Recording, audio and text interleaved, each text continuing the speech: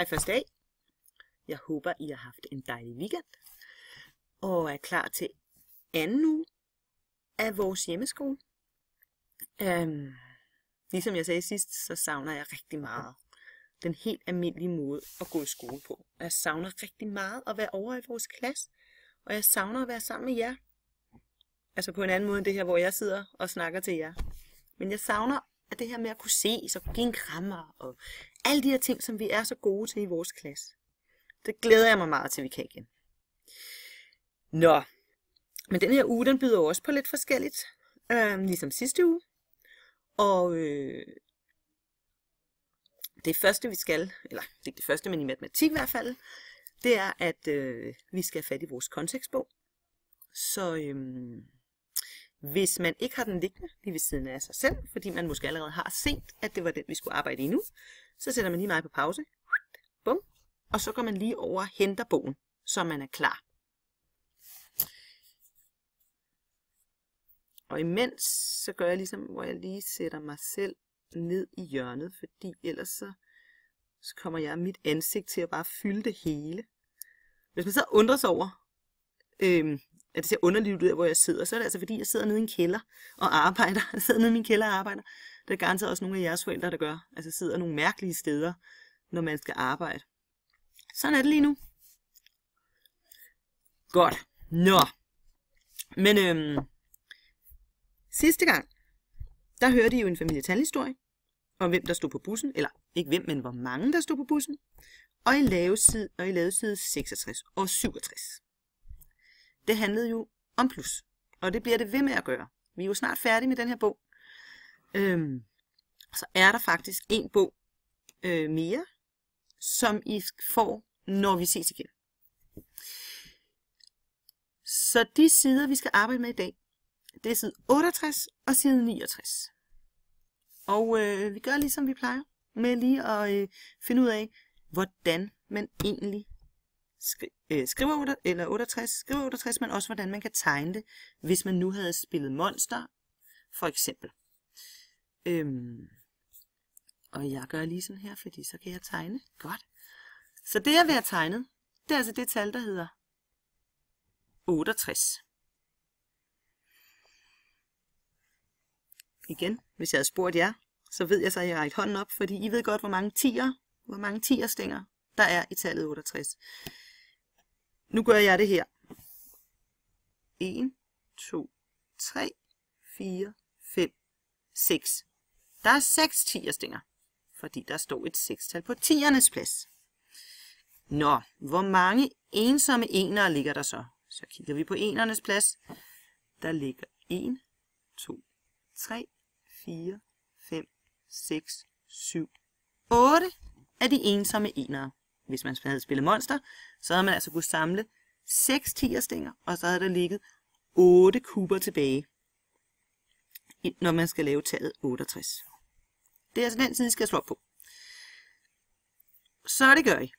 Og den ser... Bum, væk med den. Den ser sådan ud. Så kunne man jo godt tro, at at der var en ny familietalhistorie. Men det er der ikke. Der er faktisk ikke flere familietalhistorier i denne her bog. Men de vender tilbage i den næste bog, I får. Det her, det er bare et billede. Og man kan jo lige sidde og kigge. Hvad er det egentlig, vi ser på billedet her? Hvad kunne det være? Der ved jeg også, der havde jeg jo spurgt jer, og så havde jeg igen siddet. Det ved vi. Men vi kan jo godt blive enige om, at der er nogle talbørn. Og så er der nogle mad og lidt forskelligt og nogle priser. Så det er nok en eller anden form for en bod eller en butik, de står i. Så kigger vi her. Hvad er det så, vi skal?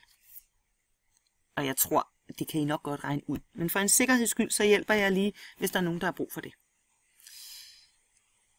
Først så skal jeg lige sige, at man skal altså lige lave det der, hvor man lige sætter kryds over 6, 7, 8. Og faktisk også lige bladre en gang om til opgave 9. Så 6, 7, 8, 9 er altså de opgaver, man skal lave. Godt. Så kigger vi her. Hvad skal man her?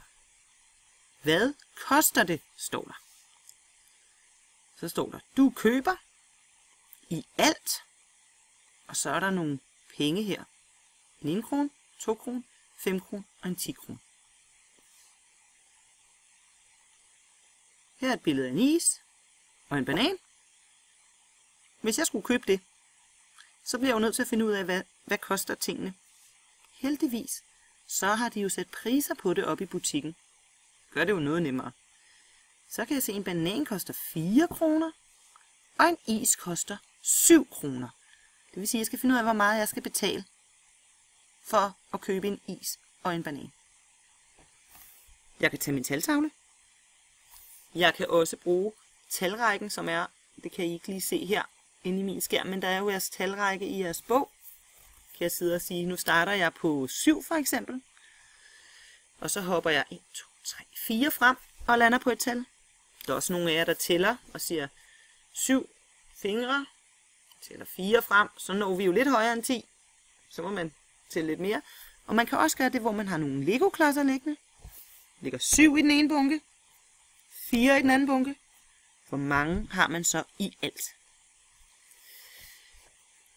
Her har de hjulpet os, for de har talt 7, 8, 9, 10, 11. Det vil sige, at jeg skal betale 11 kroner, hvis jeg skal købe de to ting. Så de har skrevet tallet 11. Herover, der skal vi simpelthen tegne pengene. Hvordan ville de se ud, hvis jeg stod med de mønter i hånden, som jeg skulle betale med? Så er der nogle steder, hvor man skal købe lidt flere ting. Så det med der med at have nogle Lego-klodser, eller et eller andet, man kan lægge i bunker. Bananen, 2 Lego-klodser. Pæren, 5 Lego-klodser. Og så til sidst se, hvor mange Lego-klodser ligger der så i det hele. For det er jo det, man skal betale. Det skal man altså i opgave 6.